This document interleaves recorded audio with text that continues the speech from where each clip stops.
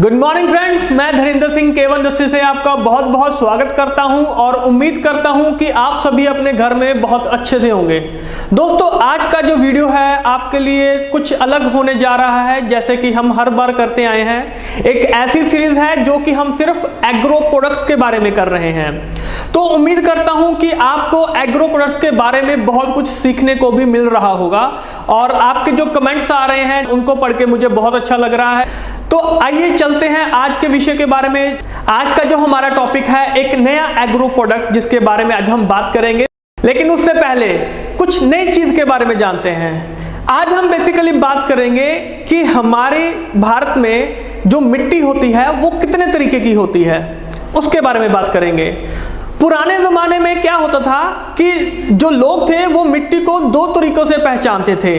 एक जिसे उर्वरा बोलते थे, यानी कि जो फर्टाइल होती है, जो उपजाऊ जमीन होती है।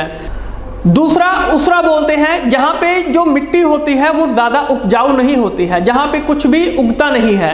इंसान ने जैसे जैसे अपने आप को अपग्रेड किया तो उसने मिट्टी को पहचानने के कुछ नए तौर तरीके अपनाने शुरू किए। 1956 में सॉइल सर्वे ऑफ इंडिया नाम की एक ऑर्गेनाइजेशन का गठन किया गया, जिससे कि इंसान ने समझना शुरू किया कि मिट्टी को उसके टेक्सचर से, उसके टेम्परेचर से, उसके मॉइस्चर से और तरीकों से भी उसको पहचानना शुरू किया। जैसे जैसे उसने मिट्टी को पहचाना वैसे वैसे उसको मिट्टी के बारे में और बहुत सारी अहम जानकारियां जो हैं वो पता चलनी शुरू हो गई। हमारे देश में बहुत तरीके की जो मिट्टी है वो पाई जाती है, जैसे कि एलुवियल सॉइल हो गया, ब्लैक सॉइल हो गया, रेड सॉइल हो गया, फॉरेस्ट सॉइल हो गया, माउंटेन सॉइल हो गया, अल्कलाइन या सलाइन सॉइल हो गया। तो ये कुछ तरीके की जो मिट्टी है वो हमारे भारत देश में पाई जाती है। अब थोड़ा सा डीपली जानते हैं मिट्टी के बारे में। दो तीन मिट्टी के बारे में थोड़ा सा डीपली जानेंगे ताकि आपको फर्क जो है वो पता चल सके। अब अगर मैं बात करूं कि एलुवियल सॉइल, हमारे देश में भारत में सबसे ज्यादा मात्रा में एलुवियल सॉइल के ऊपर खेती की जाती है, सबसे ज्यादा मात्रा में पाई जाती है। लगभग 43% एरिया में एलुवियल सॉइल है भारत में। एलुवियल सॉइल की खास बात यह है कि इसका जो कलर होता है वो लाइट ग्रे से लेके ऐश ग्रे तक होता है। सबसे ज्यादा मात्रा में इसमें पोटाश पाया जाता है और सबसे कम मात्रा में इसमें फास्फोरस पाया जाता है। इस मिट्टी में सबसे ज्यादा जो खेती होती है वो गेहूं की, चावल की, मक्की की, गन्ने की और ऑयल सीड्स की खेती होती है। तो ये था बेसिकली हमारा एलुवियल ऑयल्स के बारे में। दूसरी जो आती है हमारी, वो आती है हमारी रेड सॉइल। अब रेड सॉइल में बेसिकली क्या होता है, लाल मिट्टी जो होती है वो मोस्टली लो रेनफॉल एरिया में होती है, जहां पे बारिश बहुत कम होती है। इस मिट्टी में सबसे ज्यादा जो कमी होती है वो होती है लाइम की, फॉस्फेट की, मैग्नीज की, पोटाश की, ह्यूमस की। तो ये सब इसमें बहुत कम मात्रा में पाए जाते हैं। ये जो मिट्टी है गेहूं के लिए, चावल के लिए, ऑयल सीड्स के लिए सबसे ज्यादा उपयोगी मानी जाती है। और इस मिट्टी का जो लाल कलर होता है, जो लाल रंग होता है, उसकी वजह होती है फेरिक ऑक्साइड। फेरिक ऑक्साइड की वजह से इस मिट्टी का जो रंग होता है वो लाल होता है।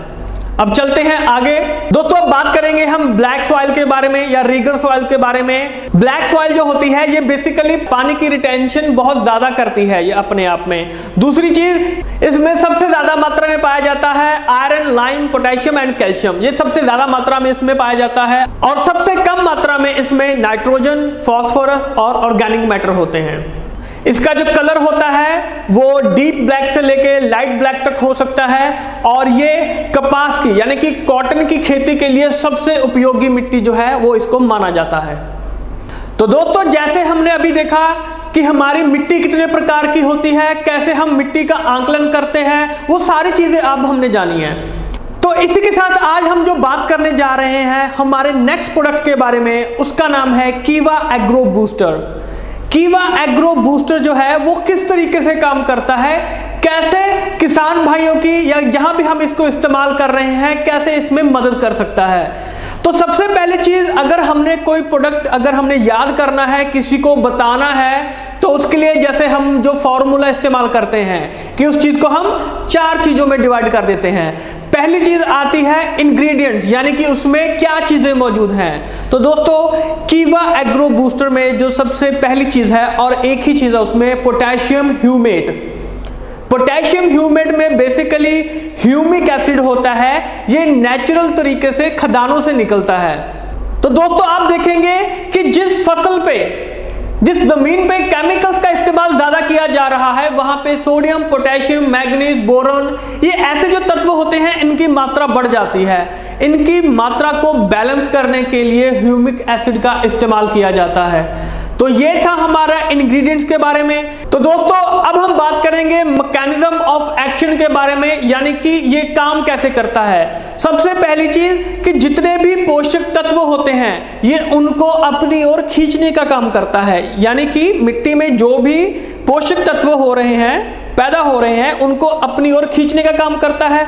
दूसरा, जितने भी माइक्रोब्स होते हैं, यानी कि वो बैक्टीरिया जो हमारे मिट्टी के लिए लाभदायक होते हैं, ये उनको एक्टिवेट करने का काम करता है। जितना अच्छा वो एक्टिवेट होंगे उतनी जल्दी ही हमें रिजल्ट मिलना शुरू हो जाएगा।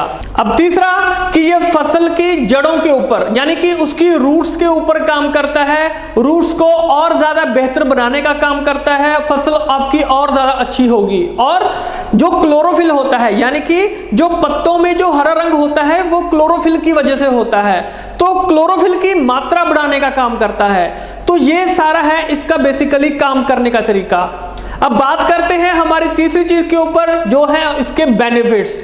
अब बेनिफिट्स क्या है, यानी कि अगर हम कीवा एग्रो बूस्टर का इस्तेमाल करते हैं तो हमें क्या क्या लाभ मिल सकते हैं। सबसे पहली चीज कि पत्तों में जो पीलापन होता है उसको कम करता है, और साथ में उसकी जो शेप होती है, उसका जो साइज होता है पत्तों का, उसको बड़ा करने का काम करता है।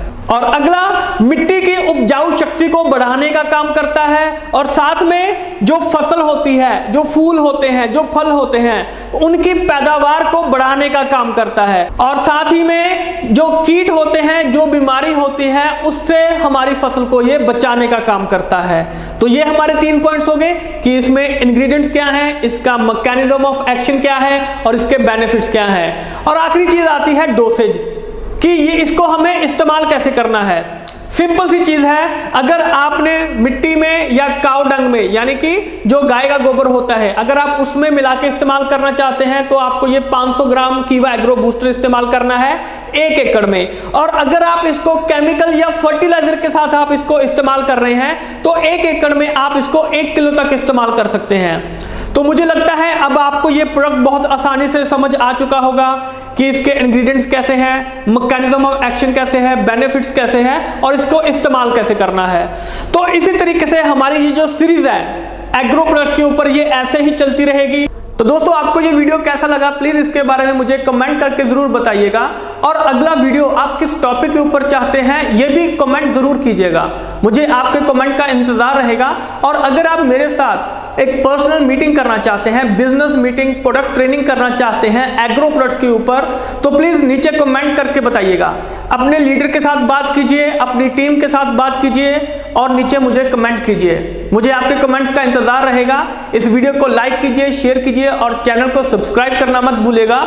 जल्द ही मिलेंगे एक नई वीडियो के साथ, एक नए कंटेंट के साथ। तब तक के लिए आपका बहुत बहुत शुक्रिया।